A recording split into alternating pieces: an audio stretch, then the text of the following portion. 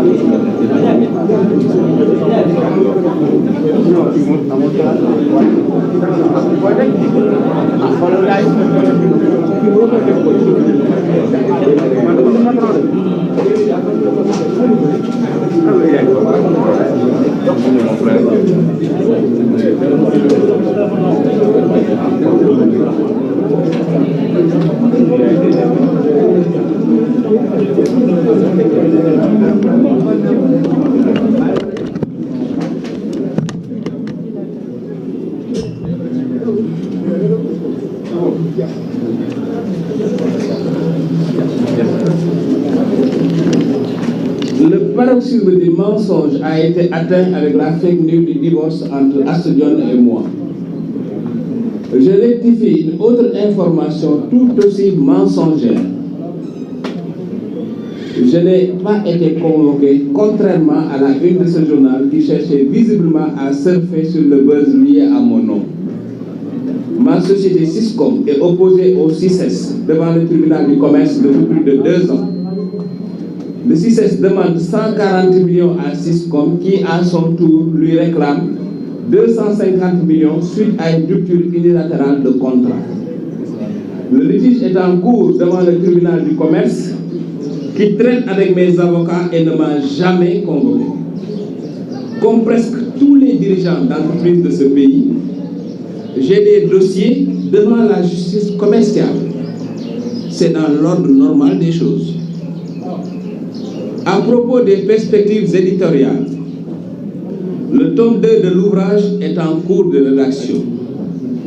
Sa date de parution est tributaire de l'évolution de l'actualité politique au cours des prochains mois.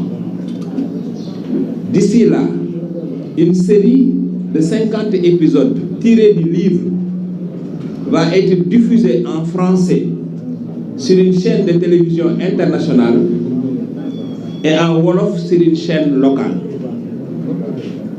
Chers confrères, Je vous livre à présent mon analyse de la situation actuelle du pays. Je pense que tous doivent s'employer à apaiser les tensions politiques en cours pour sauvegarder la stabilité du Sénégal.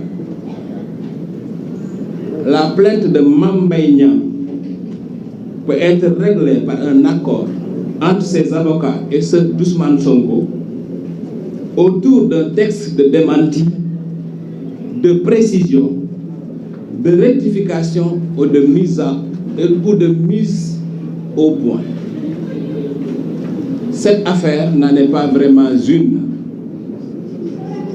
Dans une démocratie d'opinion comme le Sénégal, on ne doit pas répondre à des idées par des plaintes. On doit aux 14 Sénégalais qui ont perdu la vie de faire toute la lumière sur le litige opposant Adji Sarr à Ousmane Sonko. Cette affaire doit être tranchée dans le strict respect du droit, loin de tout souci d'élimination d'un adversaire politique. Macky Sall doit édifier les Sénégalais sur sa conduite en 2024 pour désamorcer la tension liée à la fixation sur cette échéance électorale. La société civile, les régulateurs sociaux comme les guides religieux, les communicateurs traditionnels doivent tous s'impliquer dans cette œuvre urgente de pacification du climat politique. li ma wax ci nasaraan moom laa leen di faram fàcceel léegi ci wolof bu ko defee ñu daal di dugg ci waxtaan bi. maa ngi tàmbale di wax ni maa ngi am mbégte bu baax ñëw fii parce que fii moom sama kër rakk la fii mooy kër Pam Gandiaye ku ne ku ma xam nga Pam Gandiaye ku ma gis nga Pam Gandiaye même pas besoin de parler quoi.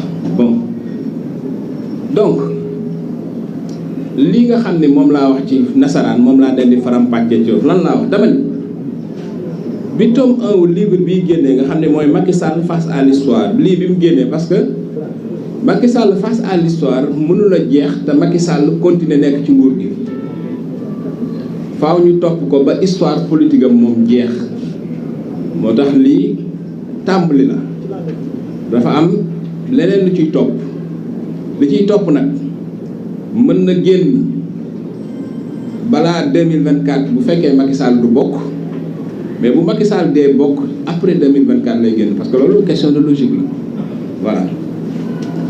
bi ma bindee lii ba pare nag li ma bëggoon mooy dem toog dencuwaat fi ma nekkoon pour mën a bind tàmbalee bind tome 2 bi waaye ay kàcc yu bari yoo xam dañ leen a dajale ñaw leen ba mu niroog dëgg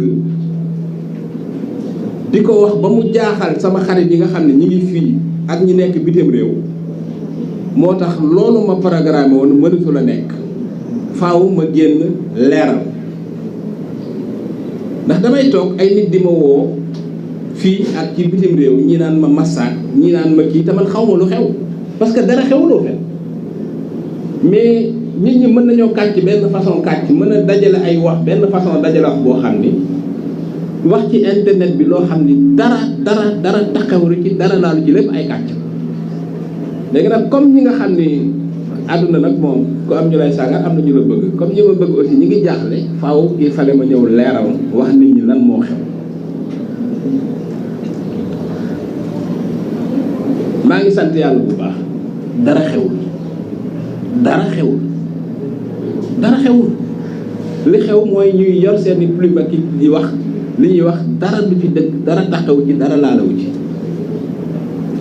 benn livre bi mu génnee Alioune Tine daf ni livre bi bombe à fragmentation loolu bu ñu ko doon wax ci wolof mooy bombe la boo xam ne bu dalee maanaam tës yi dafay am day maanaam day toj dagg yoo xam ne dafay tës yi di dal fii di dal fii noonu la ko décrire bombe boobu nag jàpp naa ne mën la njëkk a dal ndax